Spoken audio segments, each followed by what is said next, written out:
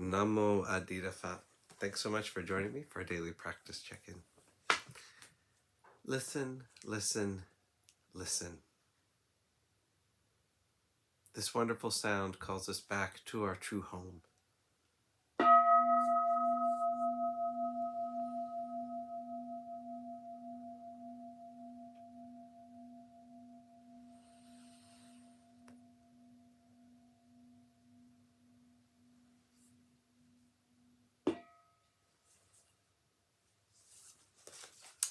The third mindfulness training.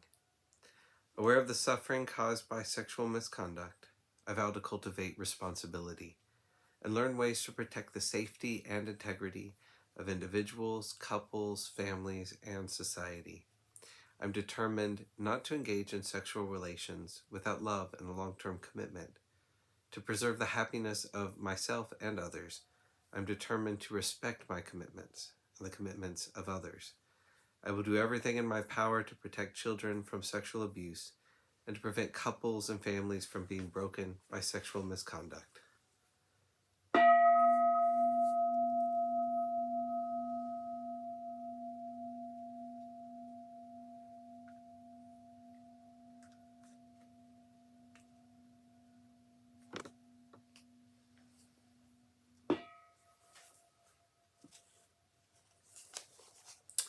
For our Dharma lessons, we've been reading More Than Mindfulness, Widening the Field of Practice by the Monastics of the Thai Forest Sangha, and we're finishing up a talk by Ajahn Sumedho tonight called Mindfulness and the Five Spiritual Faculties. Right now, for example, what is the future? You look at the news and it's all pretty glum.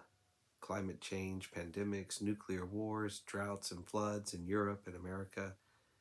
The climate is changing and it's going to get worse, so we've got to do something about it. And then I'm 87 years old, and I don't have that much longer to live. So what is death like? On the level of cultural conditioning, death is something you avoid thinking about. In our cultural and social identities, it's not polite to attend someone's birthday party and talk about dying. You talk about the joy of living and finding happiness. You talk about finding the right partner, the right wife or husband, and in the future, you will live happily ever after. When you grow older, you know that's not going to happen. Maybe momentarily you find the right person, but you can't sustain that because they too are changing conditions. So then it's easy to become cynical when you get older. Your youthful enthusiasm and bravado diminish, and with mindfulness, you're aware of that. You can feel disappointment with your life or guilt-ridden about mistakes you've made, even when you're 87. Physical death is not that far away when you're 87. In 3 years, I will be 90. That's really old. In terms of the perception of age, of old men and old monks, a 90-year-old monk is a really old monk. That perception still exists, even though mentally I am not 90. Physically, I am 87. It's like this. With mindfulness, you're aware and you have insight into the fact that the body is not self. No matter how many vitamins you consume, you can't make the body young again. It's going to grow old no matter what you do.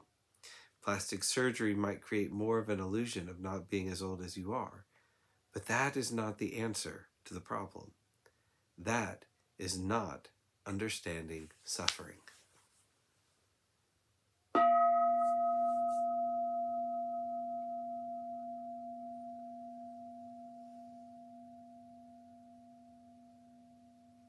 May all beings be well.